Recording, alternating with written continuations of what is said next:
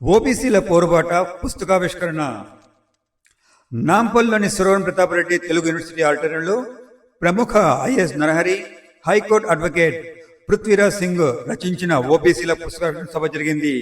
ఈ సభకు ముఖ్య అతిథులుగా వచ్చిన Malkajgiri MP Etela Rajender, TPCC president MLC Mahesh Kumar Goud, MLC Addanki Dayakar, TSMDC chairman Eravathri Anil Kumar, MLC Dasoju Sravan, Telangana water resources development corporation మాజీ chairman D Prakash, retired IAS Chiranjeevulu, retired ఐపీఎస్లు పూర్ణచంద్రరావు, బీసీ సంక్షేమ సంఘం జాతీయ అధ్యక్షుడు జాతుల శ్రీనివాస్ గౌడ్లు హాజరై ఓబీసీల పోరుబాటు పుస్తకాన్ని ఆవిష్కరించారు. ఈ పుస్తకంలో ఓబీసీ హక్కులు, సామాజిక న్యాయం, రాజ్యాంగ హామీలు మరియు సామాజిక చైతన్యంపై వెలుగునించే ప్రయత్నంగా రూపొందించబడినది. దేశంలో సాంఘిక సమానత్వాన్ని సాధించడానికి ఓబీసీ వర్గం ఎదుర్కొంటున్న సవాళ్లు, పోరాటాలు మరియు విజయాలను వివరించే మౌలిక డాక్యుమెంట్ ఇది. సామాజిక చైతన్యానికి మద్దతు తెలుపుతూ భవిష్యత్ తరాలకు ఓబీసీ ఉద్యమ దిశను సూచించే ప్రేరణ అందించారు. దేశంలోని బీసీలంతా సంఘటితమై అధికారాన్ని చేజిక్కించుకోవాలి. దేశంలోని ఓబీసీలంతా సంఘటితమై అధికారాన్ని చేజించుకోవాలని మధ్యప్రదేశ్ ప్రిన్సిపల్ సెక్రటరీ ఐఏఎస్ అధికారి నరహర్ పిలుపునిచ్చారు. ఆ తర్వాత దానంతట అదే సామాజిక న్యాయం జరుగుతుందని పేర్కొన్నారు. ఓబీసీలు ఆర్థిక సామాజికంగా కొంత లబ్ధి జరిగినా రాజకీయంగా వెనకపడ్డారు. దేశం యావత్తు ఓబీసీల గురించి చర్చిస్తుందన్నారు. తెలంగాణ బీసీల గురించి యువత మేధావులు ఆలోచిస్తుందన్నారు. ఐఏఎస్ నరహరి మాట్లాడుతూ దేశంలో 80 కోట్ల ఓబీసీల ఆశయాలు, ఆశలు, సమస్యలు, వాటి పరిష్కారాలపై ఓబీసీల పోరుబాటు పుస్తకాన్ని రాశారని తెలిపారు. ఇప్పటికి తాను 11 పుస్తకాలు రాశారని తెలిపారు. కేంద్రం జనగణనలో కులగణనపై నిర్ణయం తీసుకోవడంలో శుభ పరిమాణం అన్నారు. ప్రభుత్వ నిర్ణయాలు, బడ్జెట్లో నిధులు, సంక్షేమ పథకాలు ఎవరికి ఏ వర్గానికి ఎంత అందుతున్నాయో తెలియాలంటే కులగణనతోనే సాధ్యమన్నారు. కులగణన ద్వారా సామాజిక న్యాయం జరుగుతుందని నమ్ముతున్నట్లు ఆయన పేర్కొన్నారు. తెలంగాణలో 50% ఉన్న ఓబీసీలు అసెంబ్లీ స్థానం నుంచి 15 నుంచి 20% మంది ఉన్నారని చెప్పారు. జనాభా ప్రకారం ఓబీసీలకు రాజకీయ రిజర్వేషన్లు అమలు చేస్తే అధికారంతో పాటు సామాజిక న్యాయం సాధ్యమవుతుందని ఆయన పేర్కొన్నారు. టీపీసీసీ ప్రెసిడెంట్ మహేష్ గౌడ్ మాట్లాడుతూ తమ పార్టీ అధినేత రాహుల్ గాంధీ బీసీల నినాదాన్ని భుజాన్నెత్తుకొని జోడో యాత్ర చేపట్టారన్నారు. తెలంగాణలో సీఎం రేవంత్ రెడ్డి సారథ్యంలో సర్వే శాస్త్రీయ బద్దంగా జరిగిందన్నారు. బీసీలకు విద్య, ఉద్యోగ, రాజకీయ రంగంలో 42% రిజర్వేషన్ కల్పిస్తూ చట్టసభలలో 2 బిల్లులను ఆమోదించామన్నారు. ఈ బిల్లులను కేంద్రం 9వ షెడ్యూల్లో చేర్చాలని కోరారు. బీసీలంతా కులాలు పక్కన పెట్టి హక్కుల కోసం ఉద్యమించాలని పిలుపునిచ్చారు. యువత పుస్తకాలు చదివి గత చరిత్ర తెలుసుకోవాలని, అప్పుడే భవిష్యత్తుకు ముందడుగు వేసుకోవచ్చని సూచించారు. ఎంపీ ఈటల రాజేందర్ మాట్లాడుతూ సమాధితం కోరుతూ ఐఏఎస్ అధికారి నరహరి ఓబీసీల పోరుబాట పుస్తకం రాయడం అభినందనీయమన్నారు. తెలంగాణ సమాజానికి ఈ పుస్తకం స్ఫూర్తిదాయకమన్నారు. రాజ్యాంగ స్ఫూర్తిని పాలకులు సంపూర్ణంగా అమలు చేయడం వల్లే ఏబిసిడి వంటి ఉద్యమాలు తలెత్తున్నాయన్నారు. బీసీల్లో చైతన్యం, సామాజిక స్పృహ వచ్చిందని, కానీ వర్గాలకు తాను ఉన్నానంటూ భరోసా కల్పించే నాయకత్వం రావాలని ఆకాంక్షించారు. దాసోజు శ్రావణ్ మాట్లాడుతూ దమ్ము, ధైర్యం ఉన్న వ్యక్తి నరహరిని, ఆయన రాసిన పుస్తకం ఓబీసీలకు మార్గదర్శకంగా ఉంటుందన్నారు. అన్ని రంగాల్లో బీసీలను అణగదొక్కుతున్న పరిస్థితి ఉందని, చట్టసభల్లో ప్రాతినిధ్యం కోసం పోరాటం చేయాల్సిన అవసరం ఉందన్నారు. భారతదేశం బీసీలను వెనుకకు నెట్టడం వల్లే వెనుకబడిందన్నారు. సర్వీస్ లో ఉండగానే నరహరి గారి బుక్ రాయటం అనేది చాలా ఆశ్చర్యకరం, ఆనందకరమైన విషయం. వారిని పూర్తిగా అభినందిస్తూ ఈ రోజున ఒక ట్రైబ్ ఆఫ్ పీపుల్ రాజకీయాల్లోకి వస్తుంది. చాలా మందిని మరి గ్రామ స్థాయి నుంచి పనిచేసి ఉద్యమాల్లో పనిచేసి వచ్చిన వాళ్ళని చూస్తున్నాం. అటు ఈటల రాజేందర్ ఇతర పెద్దలు, ఇప్పుడు నరహరి గారు సరే సర్వీస్లో ఉండి ఆయన, మరి చిరంజీవులు గారు రిటైర్ అయ్యారు, నేను రిటైర్ అయ్యాను. కేంద్రీకరించాలి. మనం ఇంతవరకు ఏం చూసాం? కమ్యూనిజాన్ని చూసాం, సోషలిజాన్ని చూసాం, రకరకాలైన రీజనలిజం చూసాం, అలాగే మతతత్వవాదాన్ని కూడా చూసాం. ఇప్పుడు అవన్నీ ఫేడ్ అవుతున్న నేపథ్యంలో ఇప్పుడున్న ప్రాబ్లం ఏంటంటే క్యాస్టిజంని డీల్ చేయాలి. ఈ ఇజాలన్నిటికీ మూల కారణం, మన యొక్క బాధలన్నిటికీ మూల కారణం క్యాస్టిజం. యాంటీ క్యాస్టిజం అనేదే అసలైన సిద్ధాంతం. ఈ రోజున ఈ గట్టి కొట్టండి, నాకు కూడా ఆనందం. సో యాంటీ కాస్టిజం అంటే కేవలం కొన్ని కులాలు మాత్రమే భారతదేశాన్ని ఏలుతున్నాయి. గ్రామాలని ఏ కులాలైతే బ్రిటిష్ వాళ్ళు రాకముందు ఏలారో అవే కులాలు ఈ రోజున మరి రాష్ట్రాలని, దేశాన్ని ఏలుతున్నాయి. మరి ఆ ఏలుబడి నుంచి బయటికి రావాలంటే ఈ డామినెంట్ క్యాస్ట్ యొక్క ఏదైతే పాలన ఉందో, కులతత్వ పాలన ఉందో, ఆ పాలనని మనం అంతమొందించాలంటే మరి బీసీలందరూ ఏకం కావాలా. మరి చిరంజీవులు గారు ఇందాక చెప్తా ఉన్నారు, చాలా సమస్యలు చెప్తా ఉన్నారు. జస్టిస్ కొమరయ్య గారు నైజాం కాలంలో కాబట్టి మనకి ఆయన జడ్జిగా ఉన్నారని చెప్పి, మరి బీసీలు వివిధ రంగాల్లో మరి అధికారులు, డీజీ పోస్టులు కానీ, సిఎస్ పోస్టులు కావచ్చు, సెక్రటరీ పోస్టులు కావచ్చు, లేకపోతే నామినేటెడ్ పోస్టులు కావచ్చు, ఇన్ఫర్మేషన్ కమిషనర్స్ కావచ్చు, ఏమైనా కావచ్చు, వాటిలన్నింటిలో కూడా బీసీలు మరి వెనకబడే ఉన్నారు. దీనికి కారణం ఏంటంటే కులతత్వ పాలనే కారణం. నేను చూస్తాను, ఒక పోస్టింగ్ అబ్జర్వ్ చేస్తే, ఒక పోస్టింగ్లో ఇన్ఫర్మేషన్ కమిషనర్గా ఎవరిని వేయాలని చూస్తే సాధారణంగా ఫస్ట్ ప్రిఫరెన్స్ ఐఏఎస్కి వెళ్తుంది. ఐఏఎస్లో ఎట్లా ఉంటుందంటే చీఫ్ సెక్రటరీ స్థాయి అధికారికి.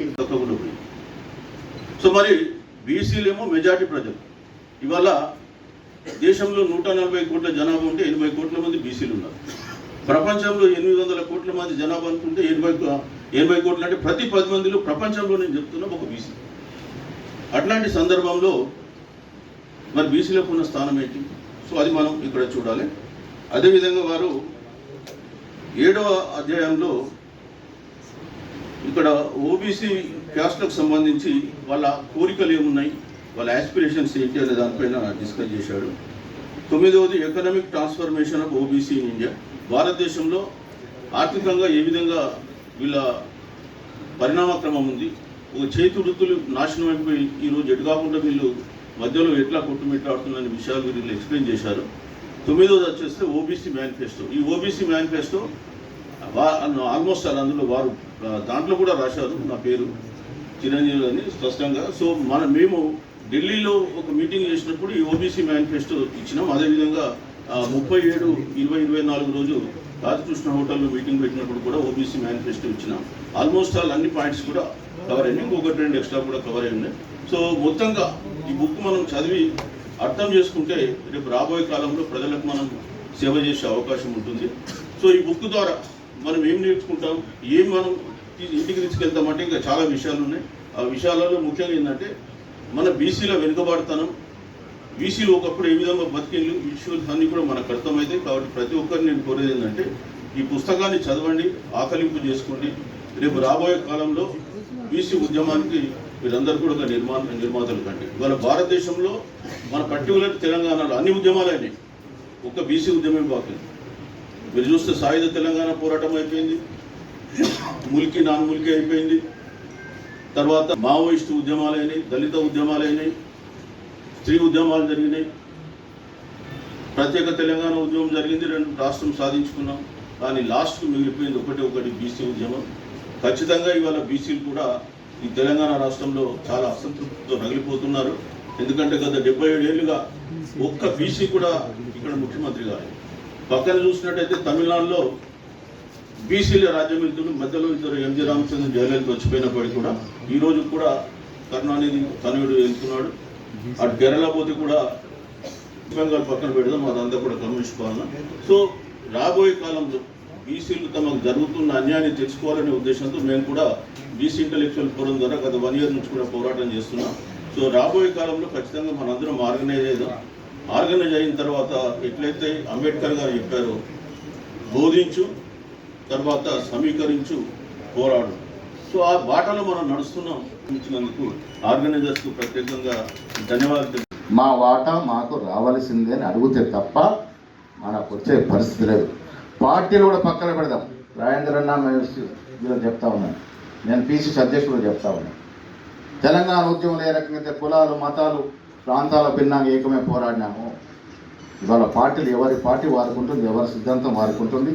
అవసరం అంచుకున్నప్పుడు విమర్శించుకుంటాం, సమర్థించుకుంటాం. కానీ బీసీల విషయానికి వచ్చినప్పుడు పార్టీలకు అతీతం మనం ఏకం కాకుంటే మన వాటా మనకు రాదు. ఇవాళ ఏకం కావాల్సిన అవసరం కూడా ఉంది. ఇలా మా పార్టీలో చాలా సందర్భాల్లో ఓబీసీల విషయానికి వచ్చినప్పుడు గట్టిగా పోరాడుతూ ఉన్నాం. ఎందుకు పోరాడుతూ ఉన్నాం? మాకు దమ్ము ధైర్యం రాహుల్ గాంధీ బాటంగా ఈ కాస్కి సపోర్ట్ చేస్తూ ఉన్నారు. ఇవాళ కేంద్ర ప్రభుత్వంలో ఒకానొక సందర్భం, విమర్శ కాదు కానీ కేంద్ర మంత్రులు కులం లేదు సర్వే లేదు అన్నటువంటి సందర్భం. కానీ ఇవాళ మోడీ గారు ప్రధానమంత్రిగా కుల సర్వేకి ఆదేశించినారంటే ఇదొక కొత్త అధ్యాయం మొదలైంది. దానికి కారణం దిక్సూచి రోల్ మోడల్ తెలంగాణ ప్రభుత్వం. తెలంగాణలో కుల సర్వే చేసినాం, చట్టబద్ధ కావాలని అడుగుతున్నాం. ఈ తరుణంలో కేంద్ర ప్రభుత్వం కూడా కుల సర్వేకి ఆదేశించడం అనేది మనం విజయం సాధించినట్టే. అది ఎన్ని రోజుల్లో అవుతుందో ఎంత తొందరగా అవుతుందో అది వేచి చూడాలి, కానీ కావాలి. కుల సర్వే వస్తే ఓబీసీలను ఎంత ఉన్నాం ఈ దేశంలో అనేది ఒక అఫీషియల్ డాక్యుమెంట్ వస్తే మనకు ఒక హక్కు ఏర్పడుతుంది. ఆ హక్కుతో మనం పోరాడవచ్చు అన్నట్టు మాట కూడా ఈ సందర్భంగా నేను మనవి చేస్తా ఉన్నాను. రాష్ట్రంలో మీరు చూసారు, కాంగ్రెస్ ప్రభుత్వం వచ్చిన తర్వాత కుల సర్వే రిజర్వేషనే కాకుండా పార్టీ పరంగా మేము పోరాడుతూ ఉన్నాం. తయారీ గారిని నేను మధ్యప్రదేశ్లో మా మీటింగ్ అని మొదటిసారి కలవడం జరిగింది. వారితో గంట సార్ మాట్లాడడం జరిగింది. I really appreciate, congratulate you. మిత్రుడు శ్రవణ్ గారు చెప్పినట్టుగా పదవిలో ఉన్నప్పుడు ఎలాంటి సాహసం చేయడం చాలా అరుదు. ఆ అరుదైన వ్యక్తుల్లో మీరు చేరిపోయినారు. మీకు ధన్యవాదములు. బీసీల విషయానికి వచ్చినప్పుడు చాలా లోతుగా అధ్యయాలు జరిగినటువంటి సందర్భం. 1953లో కాకా కలేకర్ కమిషన్ మొదలుకొని 79లో మండలి కమిషన్, తర్వాత రోహిణి కమిషన్ చాలా అధ్యయనాలు చేసాయి. చాలా వాస్తవాలను బయటకు తీసుకొచ్చినాయి. కొంతమేరకు విజయం కూడా సాధించగలిగినాం ఈ కమిషన్ల వల్ల. రోజులు మారాయి.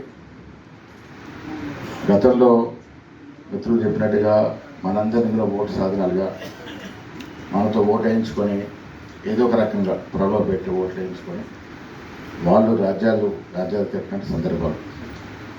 ఇప్పుడు బీసీలు ఎన్లైటన్ అవుతూ ఉన్నారు, చదువుకుంటూ ఉన్నారు, తెలివి వచ్చింది.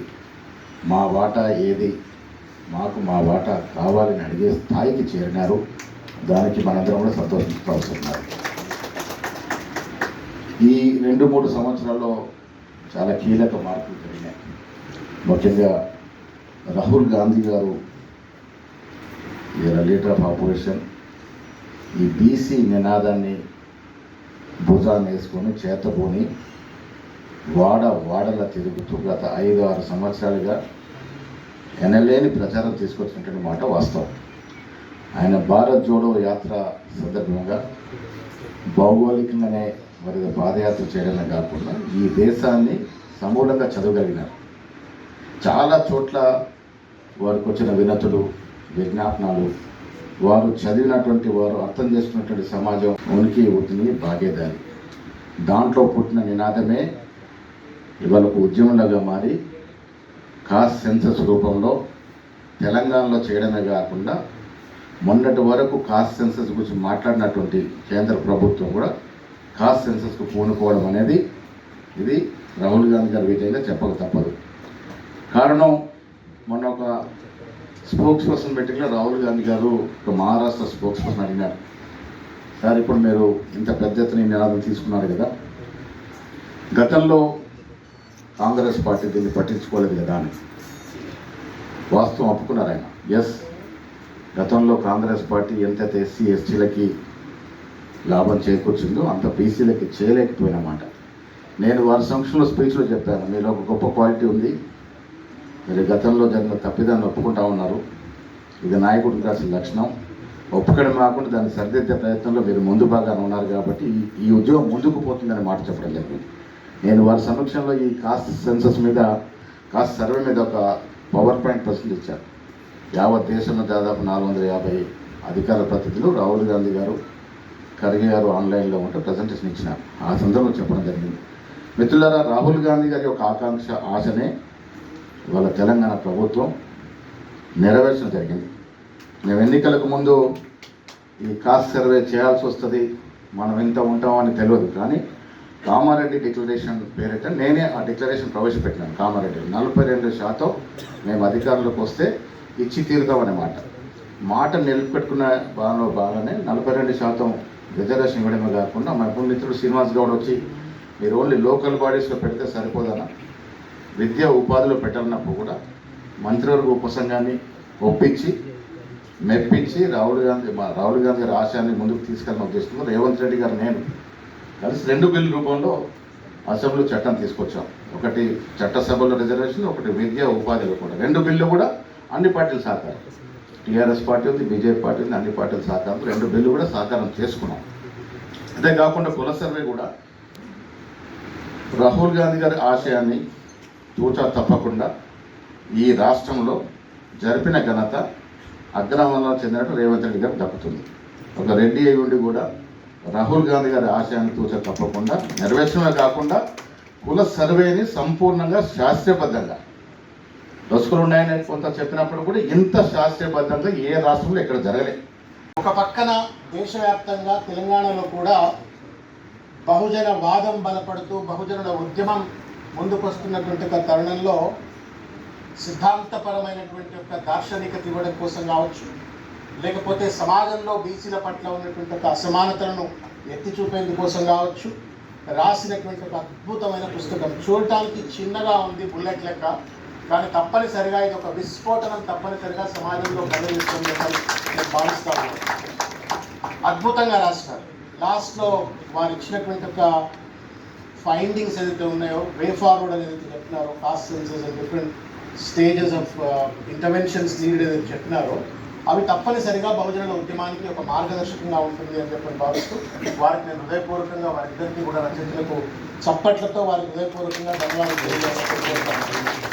ఇది ఆషామాషి ఎఫర్ట్ కాదు. చాలామంది పెద్దలు రిటైర్డ్ అయిన వాళ్ళు ఎవరైనా ఉంటే ఏమనుకోకండి, ఇది it's not about taking a take. సర్వీస్లో ఉన్నప్పుడు బహుజనుల గురించి కావచ్చు, దళితవాదం గురించి మాట్లాడితే చాలామందికి భయం అవుతుంది. ఏమంటారో, పైన ఉన్న వాళ్ళు ఏమంటారో, లేకపోతే ఆఫీసర్లు ఏమంటారో, లేదా రాజకీయ బాసులు ఏమంటారో అని చెప్పని ఎవరు మాట్లాడరు. కానీ దమ్ము ధైర్యం ఉన్నటువంటి ఒక వ్యక్తి నారాయణ గారు, బాగా దమ్ము ధైర్యం ఉన్నటువంటి. నాకు ఈ పుస్తకంతోనే పరిచయం కాదు, అంతకుముందు కూడా వారి పోస్టింగ్లు, వారి రాతలు చూసి చాలా ఇన్స్పైర్ అయ్యేవాళ్ళు. ఐఏఎస్ ఆఫీసర్ ఏంటి గింత బోల్డ్గా రాస్తాడు అని చెప్పని నేనే ఒకసారి నెంబర్ తీసుకొని ఫోన్ చేసి మరీ మాట్లాడినా కొన్ని ఏళ్ళ కింద. Can I start inspiration from him.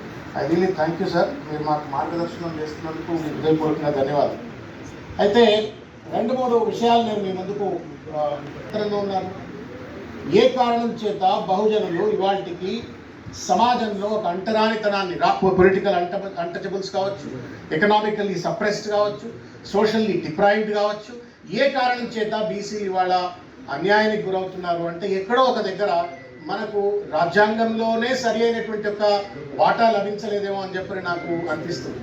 కాబట్టి ఇవాళ మన పోరంతా కూడా రాజ్యాంగ సవరణ దిశగా, అదేవిధంగా రాజ్యాంగాన్ని సవరించాలంటే అవసరమైనటువంటి ఒక చట్టసభల్లో ప్రాతినిధ్యం దిశగా మనం పోరాటం చేయాల్సిన అవసరం ఉంది అని చెప్పని నేను భావిస్తా ఉన్నాను. అనేక సందర్భాల్లో మన పెద్దలు, ఉద్యమకారులు, చాలామంది వేదిక పైన ఉన్నటువంటి వాళ్ళు, we were all confined for small goals and small ambitions. ఈ మధ్య కాలంలో కులగణన పేరు మీద కావచ్చు, చట్టసభల్లో ప్రాతినిధ్యం కావాలని చెప్పని మనకంతా అన్నట్టుగా అటు పార్లమెంట్లో కానీ, శాసనసభలో కానీ, బడ్జెట్లో కానీ అన్నింటిలో కూడా మనకు సమానమైన వాటా లభించి ఉండేది. కాబట్టి the perspective with which we have to run the show or the moment అనేటువంటిది తప్పనిసరిగా మనం రీథింక్ చేసుకోవాలా, రీఓరియంట్ చేసుకోవాలని చెప్పని నేను భావిస్తా ఉన్నాను. బీసీలం, ఓట్లేసే యంత్రాలం, పొలిటికల్ అన్టచబుల్స్, ఇవాళ ఉద్యోగాలలో అన్యాయం ఈ పుస్తకాల్లో చెప్పినారు. Public sector companies, central universities, central institutes, government of India, ప్రతి దగ్గర కూడా మనకు దాదాపు 10-12% కంటే ఎక్కువ దాటకుండా ఇవాళ బ్యాక్లాగ్ పోస్టులు అని చెప్పని ఏళ్ల తరబడి పట్టేస్తారు. మన పాలక వర్గాలకు మనకు సంబంధించిన వర్గాలు పార్లమెంట్లో, అసెంబ్లీలో అడిగితే అరణ్య రోజు లెక్క పక్కన పెట్టేస్తున్న పరిస్థితి.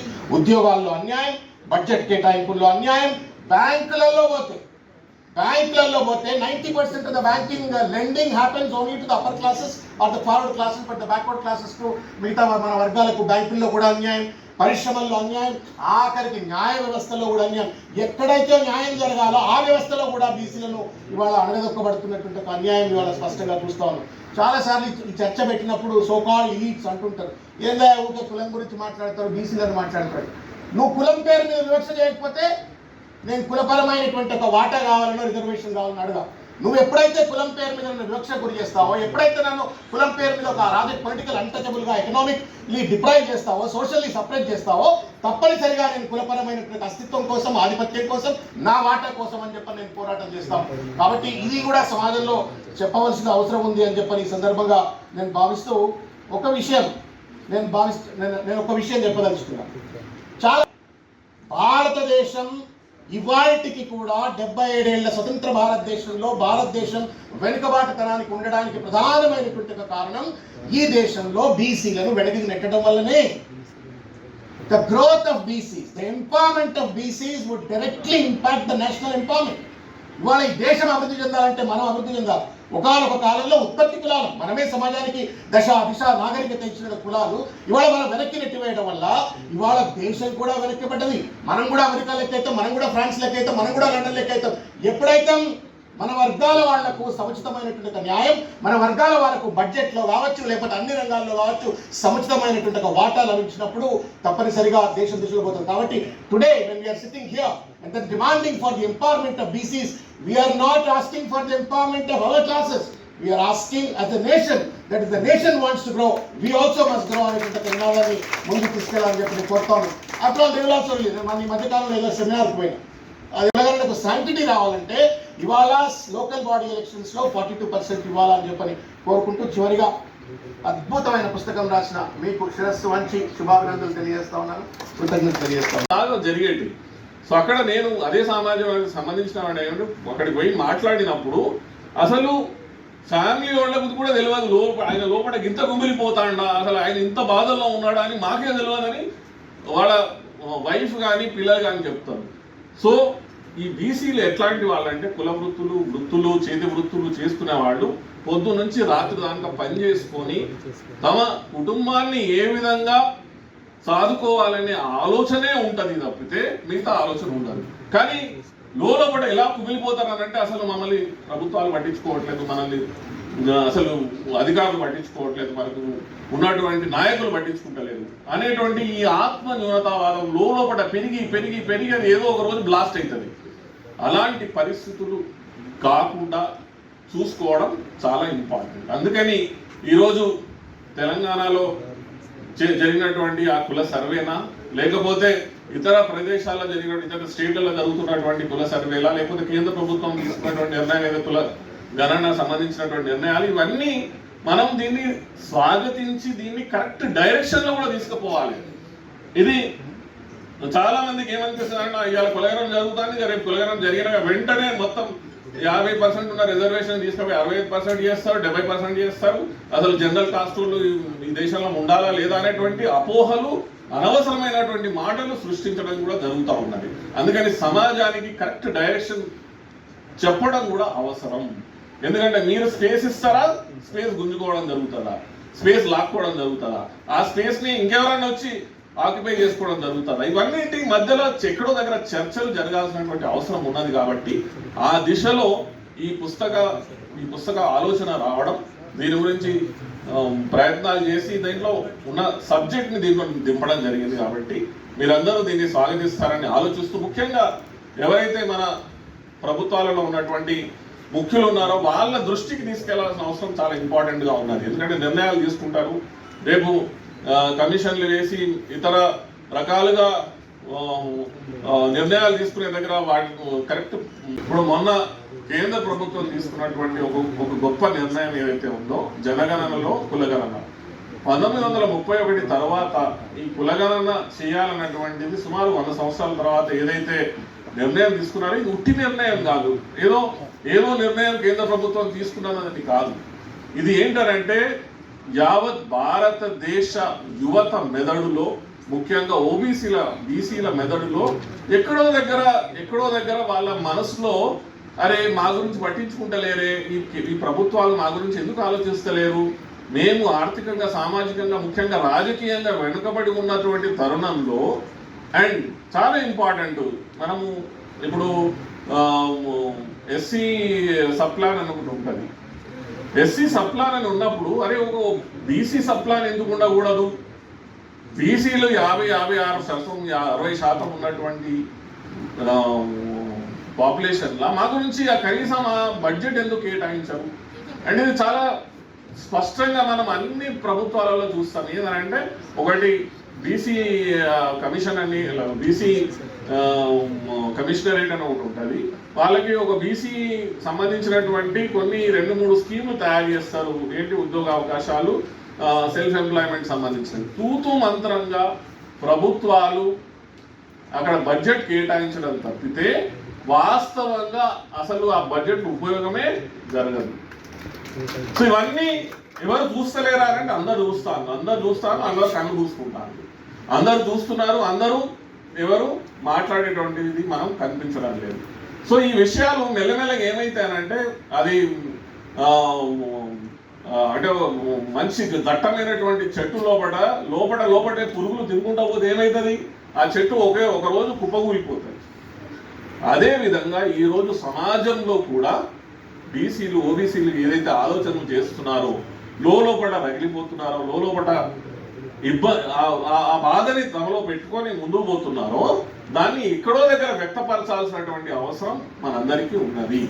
అందుకే ఈరోజు 3 పార్టీలకు సంబంధించినటువంటి Congress party, BJP party, TRS party, అదేవిధంగా మన సమాజానికి సంబంధించినటువంటి ఆలోచన పరులైనటువంటి వి ప్రకాష్ లాంటి వాళ్ళు, వకలా బృందం గారు, జాజుల శ్రీనివాస్ గారు, వీళ్ళందరినీ మనం పిలిచి దీని డిస్కషన్ చెయ్యాలి, మనం చర్చించాలి. మనం చర్చించకుండా ఏమైతుందిలే ఇది చర్చించాల్సిన అవసరమా, దీని గురించి ఎవరైనా పట్టించుకోరా అని అంటే ప్రజలలో, ఓబీసీలలో, బీసీలలో, బీసీ యువతలో ముఖ్యంగా ఆత్మ న్యూనతా భావం అత్యధికంగా పెరిగిపోతుంది.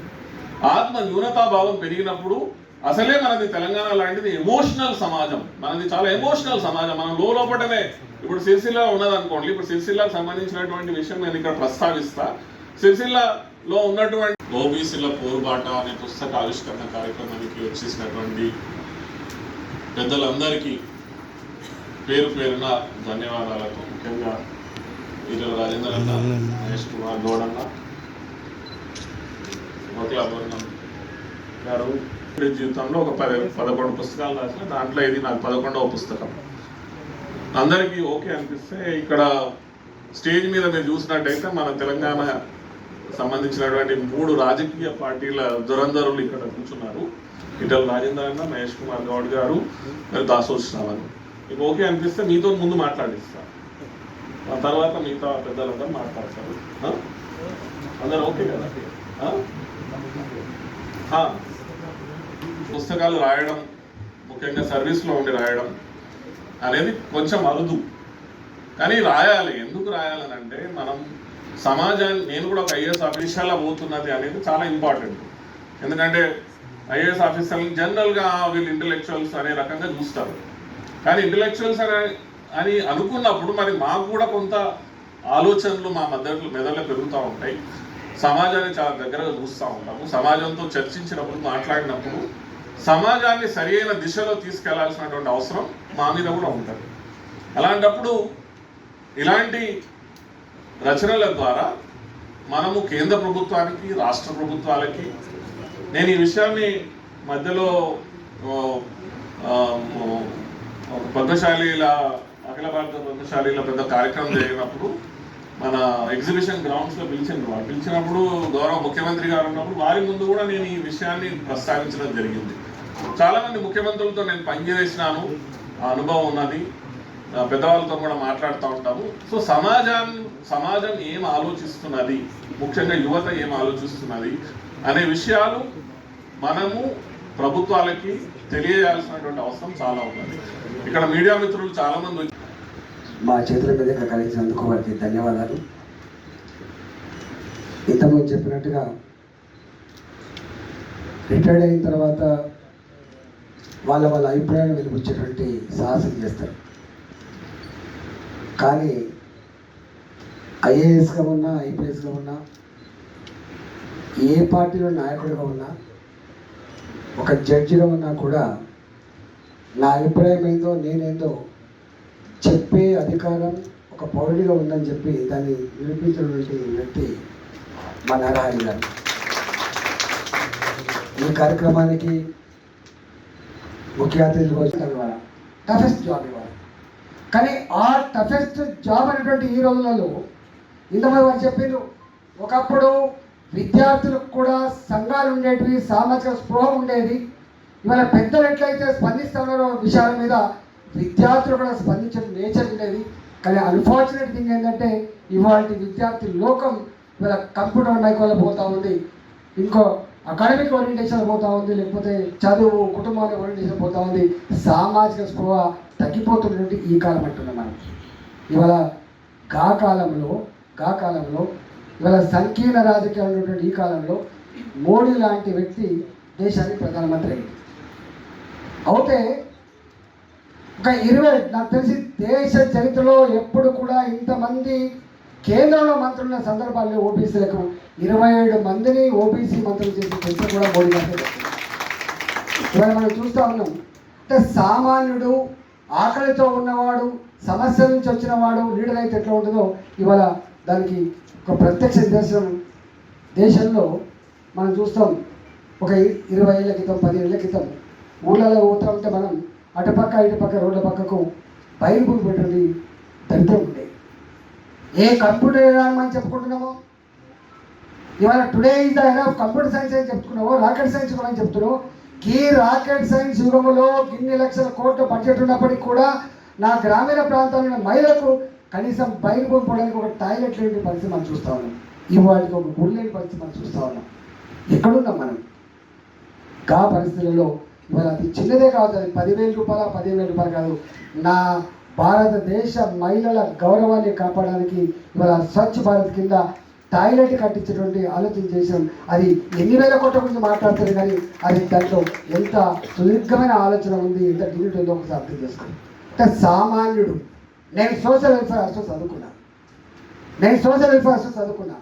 నేను చదువుకున్న రోజులలో కడవతో అన్నం కొలిసి పెట్టినప్పుడు, ఆ అన్నంలో పురుగులు వస్తున్నప్పుడు, రాళ్ళు వస్తున్నప్పుడు, ఆ అన్నం ఉడకంది ఉన్నప్పుడు నా కళ్ళలో నీళ్ళు వచ్చింది. నేను రాష్ట్రానికి ఆర్థిక మంత్రి అయినా. నేను ఆర్థిక మంత్రి అయిన తర్వాత నేను ఫస్ట్ తీసుకున్న నిర్ణయం, ఈ పిల్లలకి, ఎదుగుతున్న పిల్లలకి కడవతో పువ్వ కొలిసి పెట్టేటువంటిది ఇంకా ఎక్కడి యుగం ఇది, ఏం కాలం ఇది అని చెప్పి కడప నిండా అన్నం పెట్టే జీవో రావాలి, పీపీటీ సన్న బియ్యం అన్నమే పెట్టాలి. ఇది అనాడు అనుకోండి, నేను అనుభవించిన కాబట్టి ఇవాళ దాన్ని అమలు చేసిన వాళ్ళు. అంటే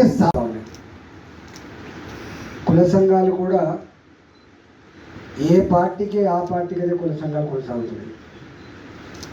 కానీ అన్ని పార్టీల ముఖ్య నాయకులు ఒక వేదిక మీదకి రావడం, మాట్లాడుతున్నప్పుడు దాన్ని భరించడం, ఆ సాంప్రదాయాన్ని కొనసాగినటువంటి తపన కలిగి ఉండడం సంతోషాన్ని కలిగిస్తూ ఉంది. మహేష్ కుమార్ గౌడ్ గారు వారి పార్టీ, వారి సిద్ధాంతం వారు చెప్పుకున్నారు. మా శ్రావణ్ గారు కూడా వారి ఆలోచన విధానాన్ని పంచుకున్నారు. నేను డెప్త్కు పోను, కానీ ఈ పరంపర రాబోయే కాలంలో మరింత గొప్పగా కొనసాగాలని మాత్రం భావిస్తున్నాను. కొన్ని మూల సూత్రాలు ఉంటాయి. E=MC² ఎంత సత్యమో రాజకీయాల్లో కూడా కొన్ని మూల సూత్రాలు ఉంటాయి. అడుక్కుంటే వచ్చేది కాయో పండో మాత్రమే, పోరాడితే వచ్చేది మాత్రమే హక్కులు అంటారు. ఇది సార్వజనిక సూత్రం. రెండవది, హక్కులు కానీ సంఘాలు కానీ సంఘటిత శక్తి కావాలనే వారు కానీ ఎవరు కోరుతారు? అణచివేతకు, దోపిడికి గురైన వాళ్ళే కోరుతారు తప్ప గడ్డ మీద ఉన్న ఎవరు కోరరు. అందుకనే ఏ వర్గాలైతే దోపిడికి గురవుతున్నాయో, అణచివేత గురవుతుందో వాళ్లకు మాత్రమే వాళ్ళ సమస్యలు ప్రస్తావించే పుస్తకాలు రాస్తారు కావచ్చు, వాళ్ళ సంబంధించినటువంటి ఉద్యమాలు చేస్తారు, వాళ్ళకు సంబంధించినటువంటి సంఘాలు పెట్టుకుంటారు. కానీ సంఘం, సంఘటిత శక్తి వాళ్ళ కుటుంబాన్ని పోషించడం ఎంత ముఖ్యమో ఆ వర్గాల ప్రజలకి దీన్ని కాపాడుకునే కర్తవ్యం కూడా అంతే గొప్పగా ఉండాలని చెప్పి మాత్రం ఇది కూడా సమాజం ఉన్నంతవరకు ఉండే సూత్రం ఇది. కానీ ఒక్కడి బాధ అనిపించే అంశం ఏంటంటే 77 years అవుతుంది, 77 సంవత్సరాలు గడిచిపోయింది. అంబేద్కర్ గారిని మనం ఎంత గొప్పగా కీర్తిస్తామో, అంబేద్కర్ రాజ్యాంగం పట్ల మనకి ఎంత నిబద్ధత, ఎంత గౌరవం ఉంటుందో నేను చెప్పాల్సి అక్కర్లేదు. కానీ అంబేద్కర్ గారు ఆనాడు ఒక మాట చెప్పింది, ఈ రాజ్యాంగాన్ని అందిస్తున్నా కానీ ఈ రాజ్యాంగం మీద ప్రమాణం చేసే పాలకులు ఎవరైతున్నారో దాని స్ఫూర్తిని కనుక సమగ్రంగా అమలు చేయకపోతే పూర్తి ఫలితాలు సమాజానికి అందే ఆస్కారం ఉండదనే మాట కూడా చెప్పిండు ఆయన. రాజ్యం ఈ రాజ్యాంగం ఎవరి చేతిలో ఉందనేది దాని మీద ఆధారపడే రేపటి ఫలితాలు ఉంటాయని చెప్పినటువంటి మానవుడు అంబేద్కర్ గారు. కాబట్టి ఎక్కడో విఫలమైన కాబట్టి సంపూర్ణంగా దాన్ని అర్థం చేసుకొని అమలు చేయలేదు కాబట్టి ఇవాళకి కూడా ఏబీసీల వర్గీకరణ వస్తూ ఉంది. ఇవాళకి కూడా ఇవాళ మేము ఓబీసీలం, మాకు కొంత రిజర్వేషన్ కావాలని చెప్పి, మాకు కొన్ని సేఫ్ గార్డ్ కావాలని తెచ్చి వస్తాం. కానీ అంబేద్కర్ గారు మాత్రం ఒక 20 సంవత్సరాల కాలంలో, 30 ఏళ్ల కాలంలో నా దేశం కులాలు లేని, మతాలు లేని, అంతరాలు లేని ఒక సమసమాజం ఏర్పడుతుందని చెప్పి ప్రవచించిండ్రు. అది మాత్రం ఇవాళకి అందలేదు. That is sad part the democracy, Indian democracy. అందువల్ల వారు చెప్పిన మాట ప్రకారంగానే దాన్ని అర్థం చేసుకోవడంలో, సంపూర్ణంగా అమలు చేయడంలో ఎక్కడో లోపం ఉంది కాబట్టి జరిగింది.